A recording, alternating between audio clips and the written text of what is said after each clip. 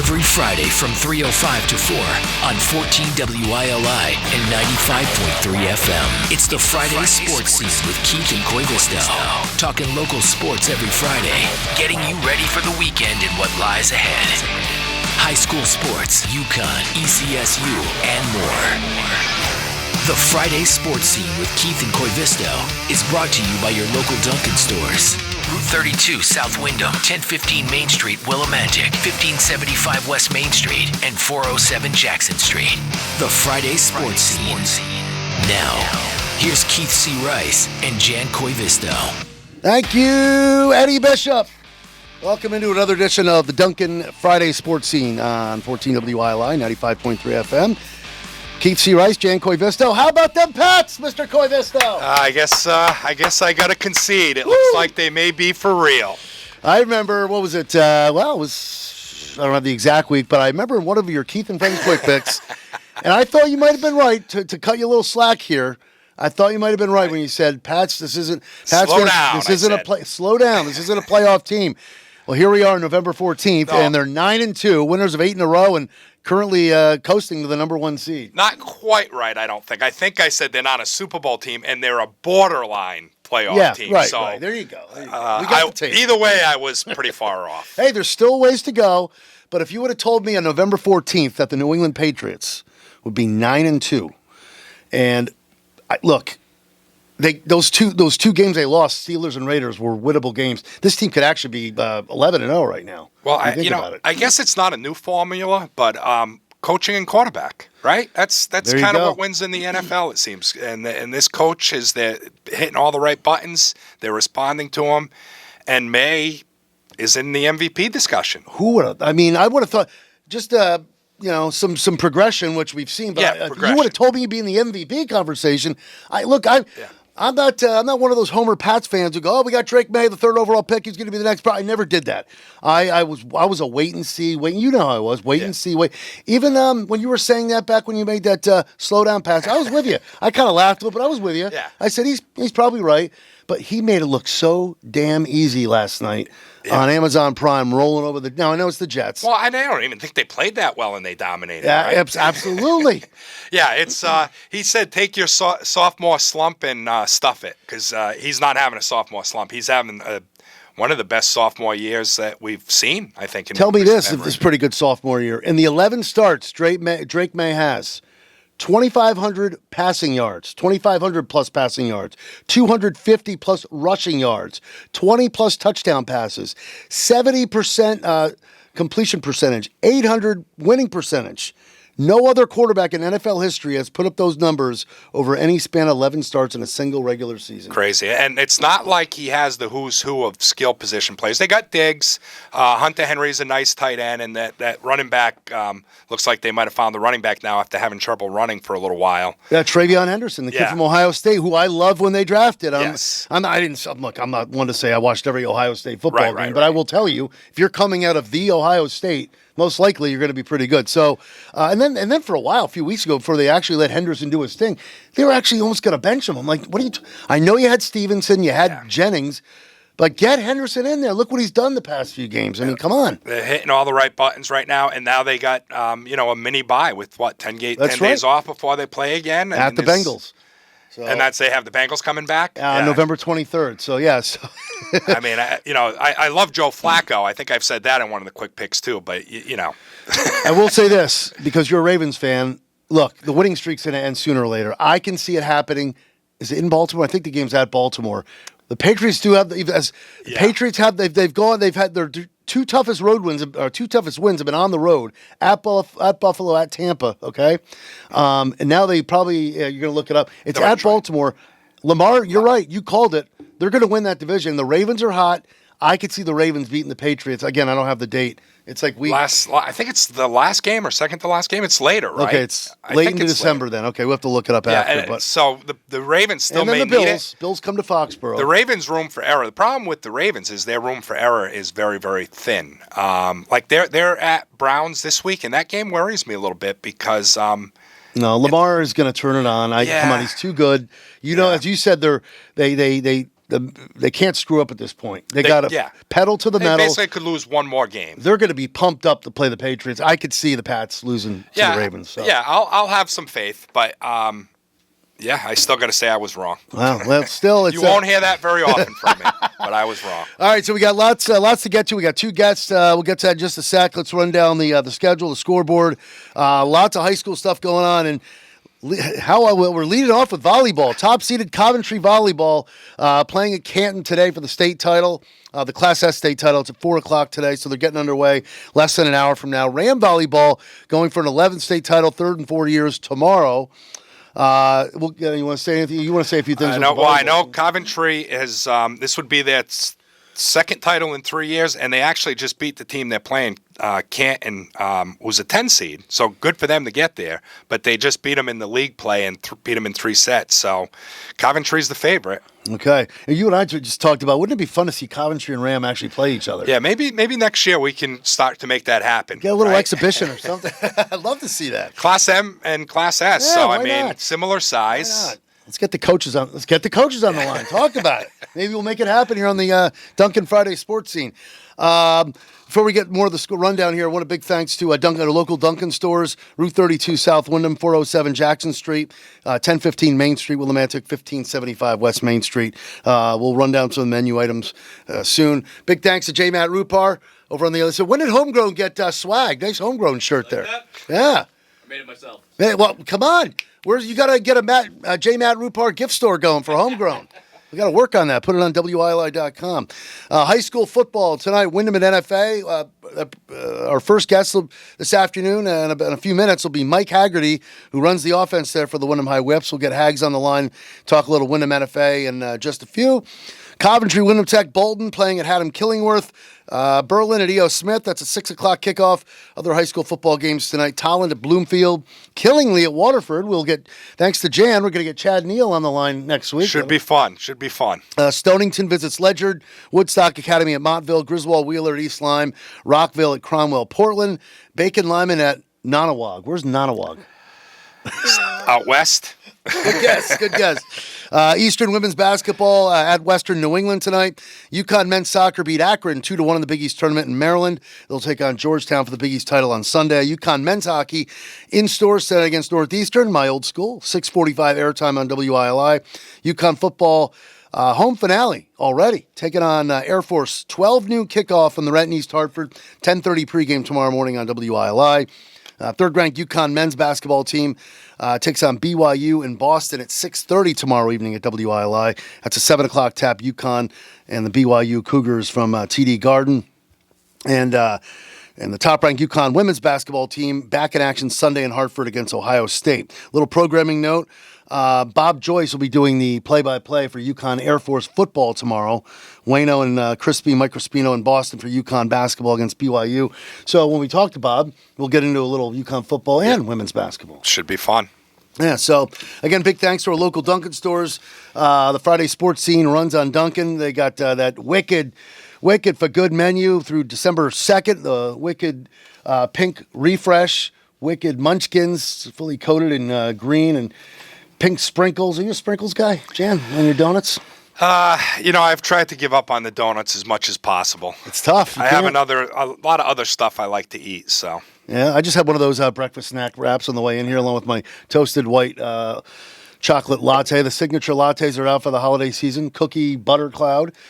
Holiday signature lattes, the peppermint mint mocha, and as I just mentioned, the toasted white chocolate signature latte. So check out your local Dunkin' stores. Big thanks to Jerry and the crew and the local Dunkin' stores for sponsoring the Duncan Friday Sports Scene on WILI. In just a few, we'll bring in the offensive coordinator for the Wyndham High Football Whips. The 1-7 Whips taking on NFA. It's been not just Wyndham, but it's been kind of a down season for local football. You know? Tough season. I mean, Wyndham's been so good for so long. It just happens from time to time. You just don't have that. When we talked to Coach Prose, I think he said 6 seniors on the roster, but only a couple really contribute a lot.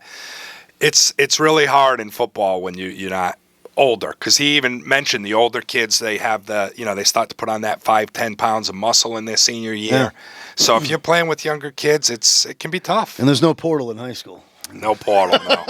Maybe someday. I was going to say, that could be the next thing. You coach high school sports. You think there'll be a portal? I try to recruit the best I can and get people to move to town, but at least they got to move to town, The next step is the portal. All right, let's bring him in. Hags, thank you, J-Man Rupar. Mike Haggerty, how are you? Good. How you doing, Keith? Good. I got Jan Koivisto from the Chronicle here. Thanks for a few minutes. We know you got to get down to Norwich for Wyndham NFA tonight. Talk a little about the game tonight. What do you expect out of your squad? You're the offensive coordinator, correct? That is correct. All right. So tell us give us a little Wyndham NFA preview tonight. 6:30 kickoff, right? Yes, sir. Well, as you know, they're tough, athletic. They got a bunch of kids. Not our best year, but your kids are energetic and motivated to go down and play. I think there's so many years you actually could compete with NFA, but it's a strange matchup. I don't think you've played them in a while, and I'm sure their roster has to be maybe 3 times the size of yours. Yeah, probably. I mean, we haven't played them, at least 5 years now. We had our last 3 years are really good, where we would love to play, but it's just the way the schedule happens. That's an ECC game, so that's a game that just is on your schedule for that? Right, it's an ECC crossover in different divisions. That's a tough one to get, though. You guys still are a lot smaller, even though, like I said, I think you could compete with them most years. That seems like, double L schools should be playing mostly L and double L schools to me, in football especially. Yeah, but, like we said, the last few years, we've had the last 3 years really good, so we kind of earn to play them, even though we're a young team, but... Yeah, gotcha. So, Mike, what kind of defense are you going up against tonight with NFA? Without divulging too much, what kind of game plan do you have in store to take on this NFA team? Well, we know they run a five front. They have a big nose tackle, 77. He's big and tough. We have some plans with that we do with our wing T offense. The biggest one is their inside linebacker. He's very, very athletic. He comes in all different spots. It's not the same spot all the time. He'll come A gap, B gap, C gap on each side. So we worked at our young linemen all week to keep their heads up and see where he's coming from. Couple of things, if Cisco, our quarterback, do a couple hard counts or this and that, maybe we can keep him off balance for a little bit. How much film do you guys watch a week? Like how much time do you guys really spend in the film watching film? We take the kids in a couple of days a week to watch film. When it's on our offensive days, we'll watch their defense. When it's on defensive days, here we watch, their offense. The coaching staff, all 6 of us, we start watching film very next day or the night after of the next team we're playing and come up with game plans for that following Monday. I've always found in coaching basketball, and I think football, it's even more true, that it's harder in an off year because you're probably working harder, I would think, watching even more film than you usually do. Yeah, we watch a lot more film. When we had athletes the last few years, we watch a little bit, we get to pick up on and get out in the field. This year, we're watching a lot of film, trying to come up with different schemes, just to work around some of our deficiencies, I should say. What are you looking for? I know you don't want to look too far ahead, but you do end with Montville. It seems like that's a little bit of a rivalry. You end with them most years, and that seems like that would be one where that's pretty even playing field. Yeah, I mean, we always look forward to playing Montville. 10 years ago, Coach Tanner and myself were friends. They see him all the time in Montville. We came up with it was our Thanksgiving week game. We came up with a whole Whitville turkey thing for the last 10 years. So it's definitely a rival, and we'll have a week and a half to prepare for them. Now, we're talking to Mike Haggerty, offensive coordinator, Wyndham High football. The Whips getting ready to kick off against NFA down there 6:30 this evening. NFA, a 4-4 team this year. As Jan was just mentioning, a few games left on the schedule. What's probably one of the best defenses you faced or had to prepare for as an OC this year, Mike? There's been quite a few. Ledger, I'm going to say Ledger was probably one of the tougher defenses to prepare for. They're very big up front, very athletic, fast. Stonington was pretty good. Woodstock was pretty good. It seems like our down year this year, everyone else is up year. Yeah. Yeah, NFA, I think, is if they win out, they'll end with New London, but I think they're going to make the state tournament if they win out. Right now, yes, I think correct. they're 8th. So what do you got to do to make the state tournament? Is it kind of like college football? You're 6 wins, bowl eligible, or 8 teams? It's 8 teams per class. 8 teams per class. So NFA probably has a pretty good shot then, right? They're 8th right now, so I think that New London game, even though New London, New London and NFA are actually probably pretty even this year, I think. Yeah, I think so. Very athletic. Both teams are very athletic. Now, Mike, looking ahead towards down the road, we had Coach Pros on a few weeks ago. The future seems a little bright, though, for the Whips, right? Yeah, we're around 28 kids right now, which is, normal for us at this time of year. But basically, we only have 3 seniors right now on the team. Everyone else will be back, and most of them are freshmen and sophomores. This freshman class is a very, very good class with 11 kids in it.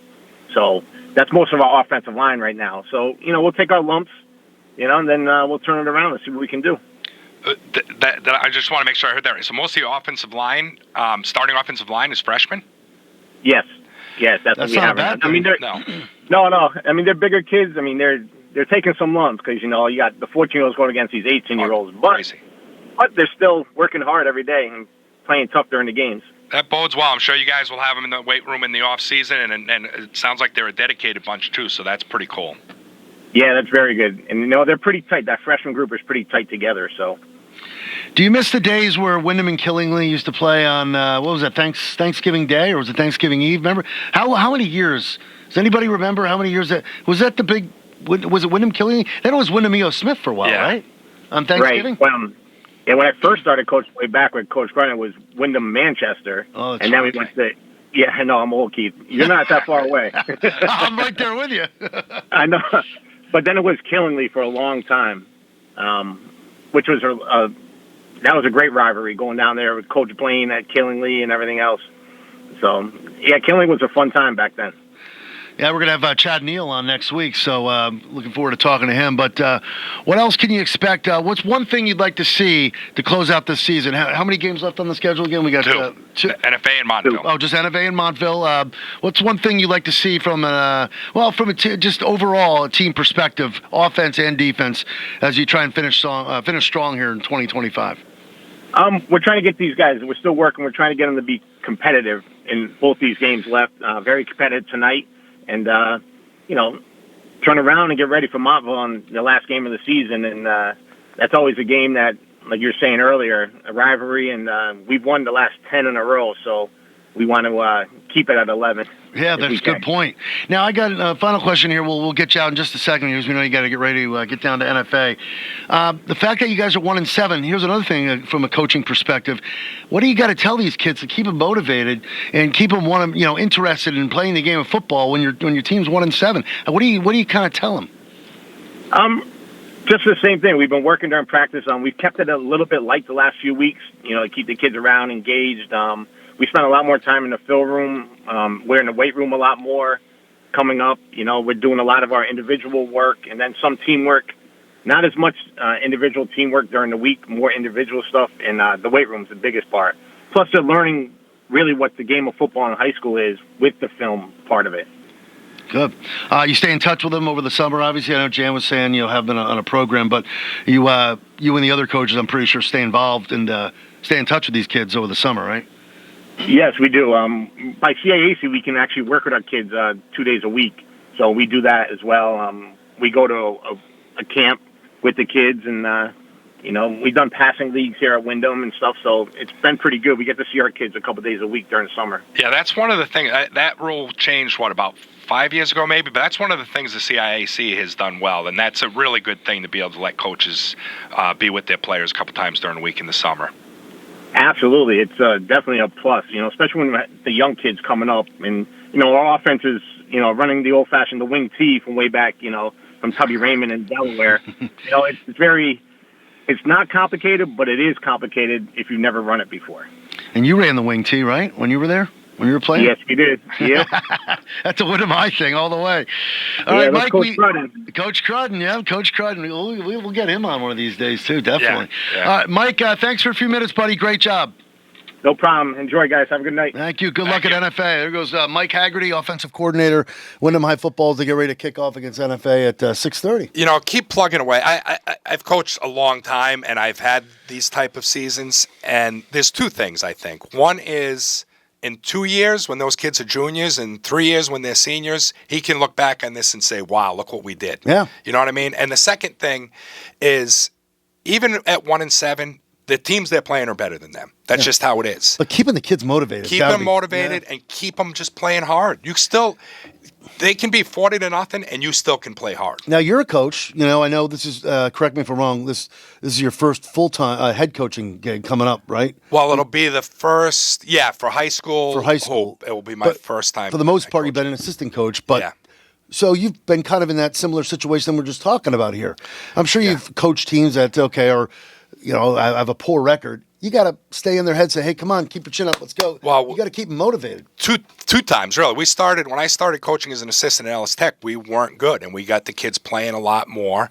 And I'm going to say we went like 12-8, but that was a school that had never won more than 5 or 6, so that was a victory. And the kids played hard. I still see those kids now, and I'm 59. Some of them are in their mid-50s now because I was pretty young when I started. And, you still see them, and it's still one of the groups I'm fondest memories about because they'd never got outworked, even when we played better teams. And in AAU, I've actually had seasons where I won, AAU season, you play 20 to 25 games. I've had seasons where I've won 2 or 3 games. But then the next year, those kids come back and we're winning 8 or 9 games. And that's what you got to build on. That's what you got to do. And these guys are doing that. Both Coach Pros and Hags have the right attitude and they're doing the right things. And as a coach, it's got to be tough when your team's 1-7 because, you got to lead this team. It drives you nuts. I'm sure they have sleepless nights over it, even though they know they're doing everything they can. And that's why I ask, because I bet you they're doing more than they normally do. Sure, yep. All right, it's 3:27 here on the Friday Sports Scene, the Duncan Friday Sports Scene at 14 WILI 95.3 FM. J. Matt Rupar, we're going to take a quick break. And then on the other side, 3:35, we'll talk to Bob Joyce, who will be on play-by-play for UConn football in the home finale against Air Force tomorrow in East Hartford. And then, of course, UConn women, the top-ranked UConn women, taking on Ohio State in Hartford on Sunday. And we'll talk to Robert W. Joyce at 3:35 and more. More of the Friday Sports Scene in just a few here on WILI. And we're back on the Duncan Friday Sports Scene at 14 WILI 95.3 FM. We're going to take you right up until 4 o'clock. And we all know it comes up at 4:05 on a Friday. It's the guy standing behind the board, J. Matt Rupar with Homegrown. Any little tease for us? What can we expect on Homegrown on this Friday? I'm going to be playing a cover of Jolene.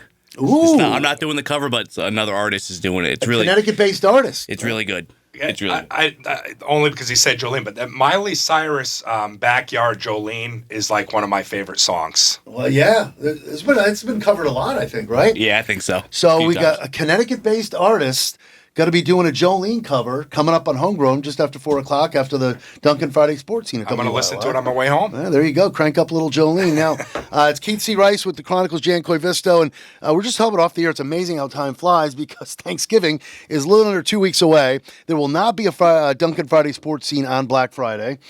But so that means a week from today is going to be Jan's last show for a few months. It's still going to be called Keith and Koivisto, the Duncan Friday Sports Scene. But you're going on a little coaching hiatus. Yeah, I mean, we'll play games mostly on Fridays. If not, we'll have practices 6 days a week, some high school hoop for the Plainfield girls. I'm looking forward to it. I'll miss this, though. This has been fun. Yeah, well, you'll be back in, let's just say April because we want your team to go far. I mean, I want you back. It sounds selfish. I'd want you back sooner. But yes, yeah. So we're hoping late March, early April, right? Some point in March, yeah. You'll keep us updated on the team and all that? Yeah, maybe I'll call in. Maybe I'll stop in if that's what we should do. We can figure something out, I think. Now, sitting in for Jan, and it's not, it is official. He's going to sit in, but we just thought about this. We should probably bring him in next week to get him used to what we do here. Is a guy named Nick Erlinson. He's much younger than you and I, Jan. Well, maybe that's good. Probably maybe is. That's good. But he's really up on his local sports. Nick Erlinson. He's from the area. We'll get to know Nick a little next week on the Duncan Friday Sports Scene here at WILI. And just about in a minute or so, we're going to talk to Robert W. Joyce. Bob Joyce. I call him Robert W. Joyce because we go way back with that name. He rolls his eyes, which he'll probably do, right? When we get him in. I'll say, hey, Robert W. Joyce. He'll probably roll his eyes. Anyway, Bob is the longtime radio voice of the UConn women's basketball team, the top-ranked Huskies, and he'll be doing play-by-play For Mike Crispino tomorrow on the UConn football home finale against Air Force. He'll be joined by Ben Darnell because Wayno and Mike Crispino will be in Boston to do UConn BYU tomorrow night. I mean, UConn, we were talking about this before the show, but we had that Monday night show we did at the sports bar, and I said UConn football will never be good. UConn football is pretty good right now. Yeah. Pretty fun to watch. And I guess, I think you and I, or a lot of people, didn't really expect this out of the Huskies this year. Granted, the schedule wasn't as competitive, but that's kind of what the Patriots are going through this year. I mean, this Patriots schedule, you can make a case, okay, it's not that great. But look, they've had road wins at Buffalo, at Tampa, not to compare it to the Huskies. But we got him on the line right now. Let's bring him in. All right, longtime friend, Robert W. Joyce. I haven't said that name in a while. No, you texted me that name yesterday. I was just telling Jen, I said, watch, he's probably going to roll his eyes like he did every time I called him that when we worked together. But great to have you. Bob Joyce, longtime radio voice of the national champion, top-ranked UConn women's basketball team. I got the Chronicles' Jan Koivisto here. Bob, say hello to Jan. Hello, hello. Hey, Bob, great to meet you. Likewise. Now, Wayno filled me in the other day. Busy UConn sports weekend, as it always is. You got the UConn home finale in East Hartford against Air Force, which you'll be doing the play-by-play with Ben, correct? Correct. So we'll talk a little football, then we'll, of course, talk women's hoops as the Huskies take on Ohio State at People's Bank Arena in Hartford on Sunday. So let's start with UConn football. Lots to talk about, and as we brought you in here, I still can't believe that UConn is 7-3. Are you still a little shocked by that, Bob? No, not at all. I mean, they should be better than that. Let's get ourselves here.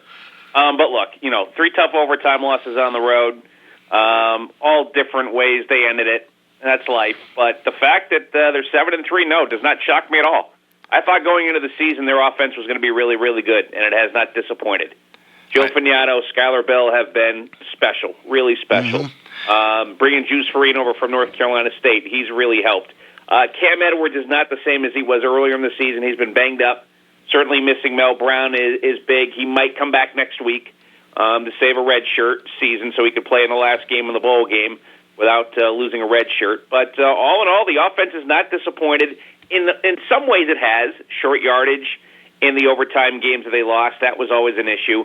But for the most part, they've been really, really good. And, defensively, I didn't really have any expectations because they had to replace 9 starters on defense from last year's team, and it took them a while to get gelled. I'm still not convinced they're a juggernaut, but because the offense is so good, they don't have to be. They got the one stop they needed last week, and they beat Duke. So, 7-3 is a fantastic year. There's no reason to think they can't win their last 3 games if you include the bowl game, and that'd be something special. We've only seen once in the history of UConn football, a 10-win season. All right, you're not shocked at 7-3, but you got to be shocked Fagnano hasn't thrown a pick yet this year. Come on, that's unbelievable. That is amazing. And, there's a couple chances, I'd say a handful that could have been, but weren't. But to have that number and the amount of touchdown passes he's had, think about this, Keith. He's thrown 45 touchdown passes and 4 picks in 2 years. Jesus. That's better than Tom Brady, right? Yeah. Yep. 25-0 this year, so that's pretty good. I've read that Bell's going to be a 3rd-round pick. Is Fagnano working his way into being drafted? Well, I think that's the biggest reason why he came back. He's older than most guys. I would think the right team, he'd be a decent fit to be a backup somewhere and learn.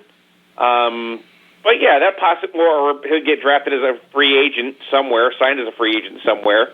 But I think he'll get a look at the next level. Skylar, look, dude hit the weight room big time in the offseason. Easily could have gone to Michigan, passed the bigger bucks, heard that Fagnano was coming back. He went, this could be fun. And, Jim has just raved about him on and off the field from day one this season, the time and effort that he's put in, getting bigger and stronger, being able to, be successful with yards after catch, and then, going to the top of the jump and out jumping guys on 50-50 balls. We've seen it all year. So I would not be shocked if he ends up getting drafted in April. But Boy, they've been fun to watch. Regardless what happens in their futures, it's been fun to watch here at UConn. Yeah, back to Skylar Bell for a second. Wayno was saying, the yards after the catch, the big thing to among other things, was Skylar Bell. But he also said, and you may agree with him, that according to Wayno, Skylar Bell might be the best wide receiver. And Wayno's seen a lot of games, we all know, in UConn football history. Is that? Would you kind of agree to that? Excuse me a minute. Excuse me, sorry about that. That's that voice. You got three sports you got three different sports in 3 days. He's got to do hockey tonight too. Right, I got hockey tonight. Yeah. Nah, I've had some little bug the last. Yeah, fine. Yes, I would venture to say that Skylar Bell is the best wide receiver that UConn has ever had, and they've had some decent ones. Mark Didio was really good. The honorary captain, who will be our interview on our flagship tomorrow morning, our alumni spotlight, Carl Bond, who Skylar broke his touchdown record for a single season, will be on tomorrow. And then you think of Noel Thomas and Jeremy Davis, playing last decade. I mean, those are probably the best receivers UConn's ever had, but I would dare say that Skylar is the best. It's too bad we didn't have him for 4 years, because, he just would have shattered the record book. But in 2 years, what he's done has been pretty remarkable, and this season it's been worth it, keeping him here and seeing what he can do. Now, you mentioned that, UConn can win out here, but I got to tell you, these service academies always worry me. It seems they always battle. They always play close games. They tend to lose more than they win. But what are we looking at tomorrow? Well, they're such a technically sound team. They only commit 4 penalties a game. Troy Calhoun has been at Air Force as the head coach for 19 seasons. He played there in the mid-'80s on some pretty good teams. They're not as dominant as they used to be, but they're going to be pretty good, especially next year. The strength of their class right now are their juniors and sophomores, and their sophomore quarterback, Leon Zarka, who is a kid from Aurora, Colorado. He threw for 6,600 yards in high school. Okay, and he's running an option team. The Air Force people that I have talked to, they rave about this kid. And he has got the respect of his upperclassmen. He really knows how to run that offense. They easily could be 6-3 right now as opposed to 3-6. They had a 4-game stretch before they beat San Jose State last week where 4 games were decided by a field goal, and 2 of those games were against their Service Academy brothers in the Commanders-in-Chief Trophy battle. And they turned out 1-3 in those 4 games. So the difference between that, and the same thing can be said for UConn, razor thin between 7-3 and 10-0. Well, Air Force easily could be 6-3. This is a good football team. They have gone heavier to the run the last few weeks, although Zarka's a really good thrower, especially on the run. He's very dangerous. 2 really good fullbacks in Carson and Miller, numbers 5 and 2 in your programs tomorrow. They'll see a lot of carries. Cade Harris, 21, is a very good receiver, but they run him in motion east to west a lot. You'll see some jet sweeps. You'll see some tosses. And they have a couple of good receivers in Quinn Smith. And here's a great name for you guys. Bruin, as in Boston Bruin. Fleischman, he wears number 88. He's their tight end. They're dangerous threats. So they can go vertical on you. And, that's the whole thing. You work on that eye discipline. Because, if you're not a service academy team, you're not used to this option style that the military academies run with a little more throw in it. But if your eyes are caught in the wrong place, you're in trouble. And then they go run, and then one next play they get you over the top, and suddenly you're in big trouble. But UConn's offense, I think, is more than capable of scoring enough points tomorrow to getting the job done. And to go 6-0 at home would be phenomenal, but it's not going to be easy. We should mention, too, back to the military service academies, that keep in mind, correct me if I'm wrong, there's no portal for like a Navy, Army, Air Force, right? No portal, no red shirts. No portal, no red shirts, Keith. So, yeah, it's 4 years and you're done. Unless there's an injury that keeps you out for the entire season, there's a possibility that you can redshirt. But, yeah, I mean, and that's been one of the problems for Air Force. They had a really, really young secondary early in the season, and they got gouged. Although they do have a veteran cornerback back from injury early in the season in Levi Brown that has somewhat settled things down in the secondary. I mean, they've given up 21, 20, and 16 points the last 3 games. Now, granted, one of those teams was Army, and they're not going to light it up. And the Army Air Force games are never high scoring for that matter. So that's one thing. But they kept a decent air attack of San Jose State in check last week. But I can tell you this, in talking to both Coach Calhoun, Troy Calhoun, and their radio guy this week, they are very concerned with UConn's offense. That they think that this might be the best offense they've seen all year. So UConn's home finale against Air Force, again, 12 noon kickoff at the Renton East Hartford, or Pratt & Whitney Stadium. 10:30 pregame on WILI, and then the Huskies wrap up the regular season down in Boca against Florida Atlantic. Pretty safe to say that the Huskies should wrap up the season 9-3, and I was having a lengthy conversation with Wayno yesterday, saying, where would you like to go bowling this year, Wayno? And of course, before I could even get the question out, he was already saying Miami. So he doesn't want a Fenway Bowl in New York. But hey, just the fact that they're going bowling is probably is pretty exciting, and for Jim Moore and the team, right, Bob? Let's see if they can run it and get to 9-3 and really get some eyeballs on where they're going to go bowling. I mean, look, getting to Boston last year was a coup. And it was great for the program, and it was great for the brand, and they brought a ton of people to Fenway Park because it's an easy ride. Could they go to Yankee Stadium this year? It'd be great because, it's an easy drive again and a chance to really get the brand again, highlighted, with a local crowd. But, look, you have no control where they go. Maybe they can do a little bargaining. Maybe DB can do a little bargaining again. But I honestly have no idea where they're going to go. Yeah, nobody does at this point. The hope is that you play a Power 4 team in a bowl game somewhere. Right. All right, before we move on to basketball, with Bob Joyce, longtime radio voice of the UConn women, when he's doing football tomorrow, he's doing hockey tonight. That's 3 sports in 3 days, so we don't want to wear out his voice too much. UConn Northeastern, 6:45 tonight on WILI. One more quick football question, then we'll jump over to women's hoops. I don't mean to put you on the spot, but let's face it, we're not the only ones thinking about it. Jim Moore has had a great season. What are the chances he jumps ship, or we really hope he stays with the Huskies? Any thoughts on that? Well, my gut would say he'll get looks, but my gut also says he's going to stay. Yeah, simple as that. I think he'll stay. He loves it here, and look, he has. He's very thankful every day that David Benedict gave him a chance to coach again, and he has embraced it, and he has loved every minute of it, and he has changed the way things are done here at Connecticut. Because, look, I mean, UConn was on its deathbed years ago when he was hired. And if it didn't work with Jim Moore, it wasn't going to work, and they were going to be done and move back down to FCS probably. What he's done is incredible. I'm sure he will get some looks for the next level, or for a Power 4 team, but or somewhere else where, say, a Power 4 school loses a head coach to a bigger Power 4 program, and maybe they'll get a look. But my gut tells me he'll stay. Yeah, I mean, I was thinking the same thing. He's 64, and he really does. I mean, every time you hear him talk, it seems like he loves this team. Yeah, he loves the school. Yeah, he certainly does, and he's very appreciative of all the people that have contributed to the success of the program. Because I remember that Tennessee game where they got blasted. He basically said, "Hey, if this is going to work, we need help."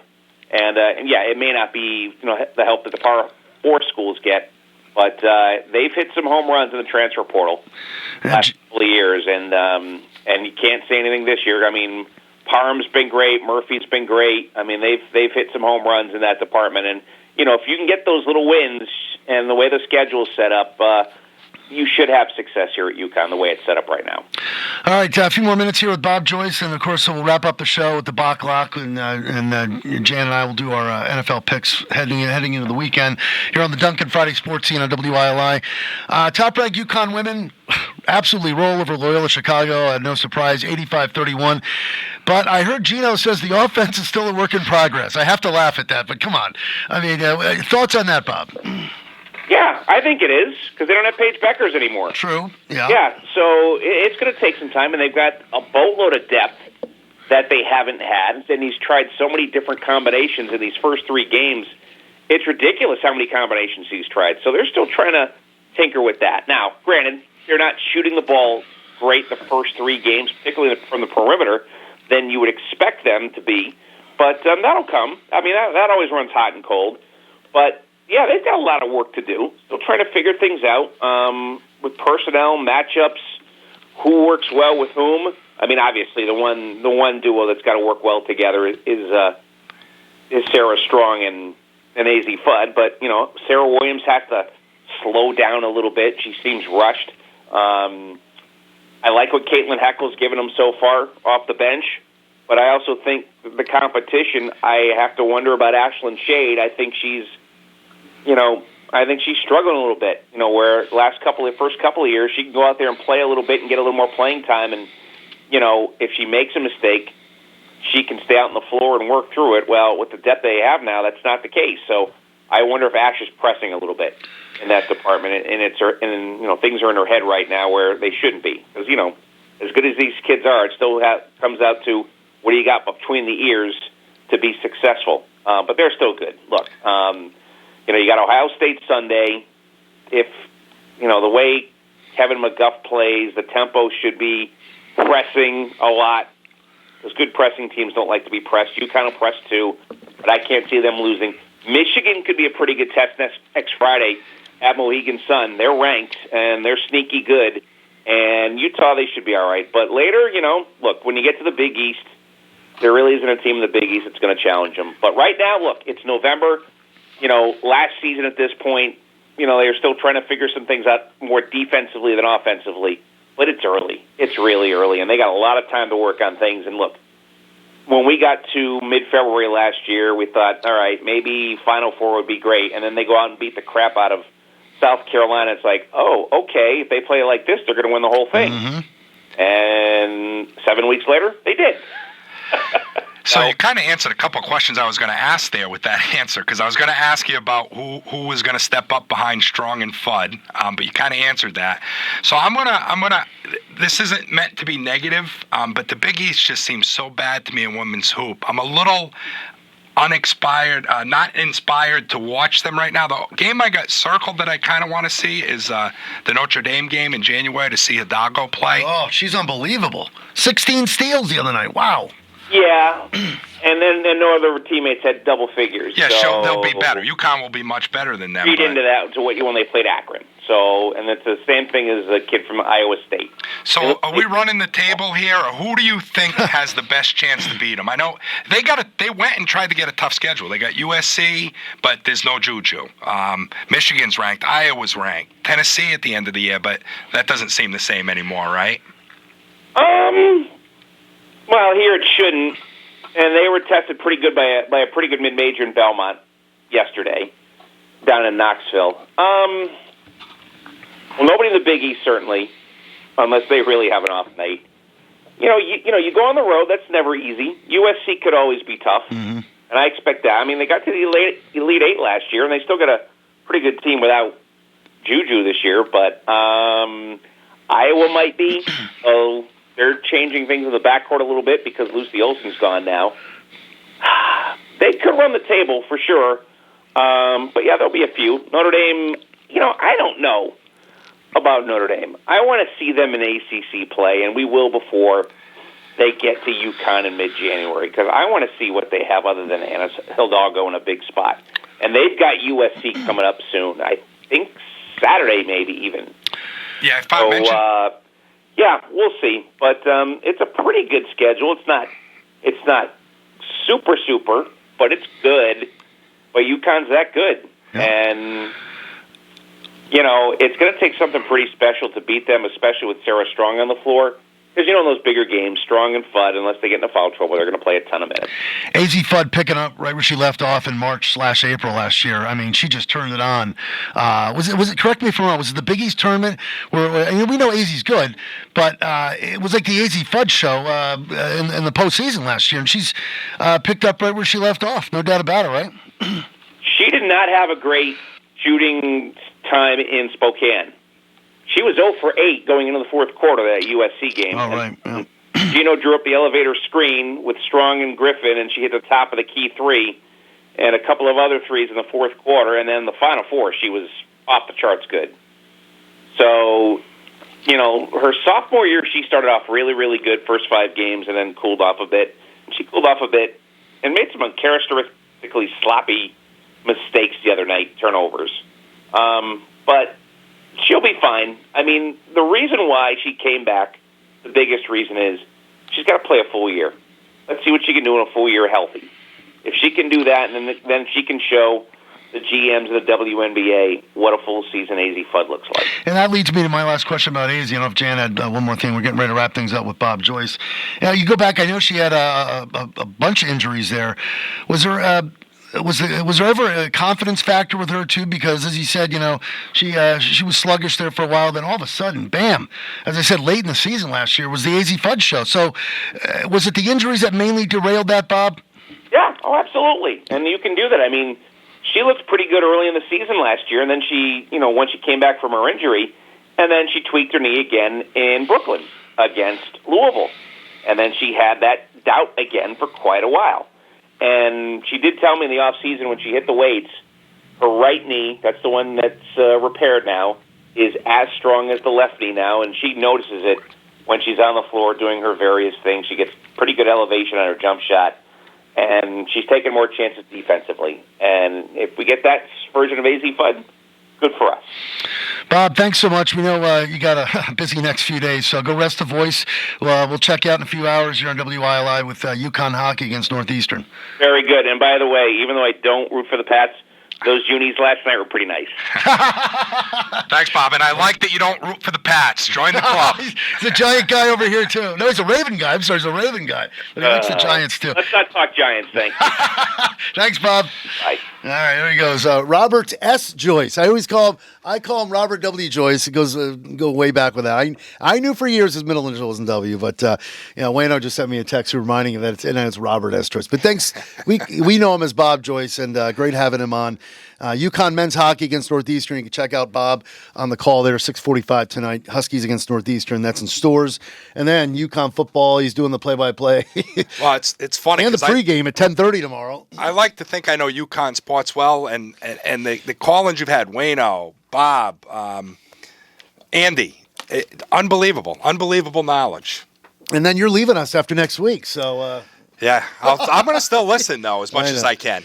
It'd probably be on my drive to the school. All right. Well, I can't believe it's coming up on one more week for Jan Koivisto. But as I said, the show will still remain the Duncan Friday Sports Team with Keith and Koivisto. Again, big thanks to our local Duncan store. So again, thanks to Mike Haggerty and Bob Joyce and of course J-Matt Rupar. We're getting ready to wrap things up, and what we're going to do, this is a new feature that we're starting this week. We had him on a couple weeks ago. My cousin Andy Bach. We used to do this a little while back when we did our NFL picks. Andy and myself. He likes to do a Bach lock. Now, we had my cousin Jeff on last week, too. And Jeff's a little more on the busy side. We were going to do Bennett's Best Bet. May do that maybe down the road when if Andy needs to take a week off. Excuse me. So what we're going to do is we're going to do the Bach lock. And then after the Bach lock, Jan and I will come back with our pick for our NFL pick for the weekend. So here's the Bach lock. Okay, everyone, here's your Bach lock. The 5-4 Chiefs go into Denver to take on the 8-2 Broncos. Denver should be favored, right? Wrong. The Chiefs are giving 4 on the road in Denver. Vegas knows something you don't, people.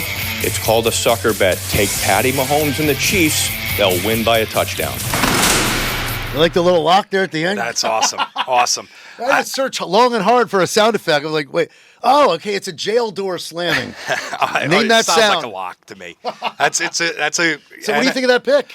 I don't love it, but his logic is sound. I think Denver is for real, but boy, it is an odd line. I got to admit that. It is. And the Chiefs are kind of, but it's almost like the Pats back in the day. Just when you think, yeah, exactly. Just when you think, don't sleep on Patty Mahomes and Andy Reid. That's a good call. And Andy Reid off the bye. How many times have we heard that? So who knows? But choose your pick with your, with your own discretion. Is that what they say? Yeah. Be careful with whatever you do. All right, so Jan, before we wrap things up, Jan Koivisto, your pick. So I had picked, and I'm going to stick with it still, the Jackson Dart-led Giants to keep it close against the Packers, who had a tough game with the Eagles. Dart's not playing. I think that could announce it. That organization's cursed. But Jameson Winston's playing, and I like him better than Russell Wilson. He may throw 3 picks, but he'll throw 3 or 4 touchdowns too. So I think they'll keep it close. Packers are just going to, I think, come in and kind of sleepwalking, maybe win by a field goal. All right, so you say Giants cover against the Pack. I like the Steelers.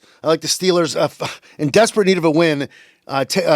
Take the Steelers minus 5.5 over Cincinnati, winning 24-14 with Aaron Rodgers hitting DK Metcalf for a couple scores. So, big thanks to the Chronicles, Jan Koivisto. We'll see you one more week, and maybe we'll bring the new guy in, Nick next week as well. J. Matt Rupar, stand by. He's got Homegrown next.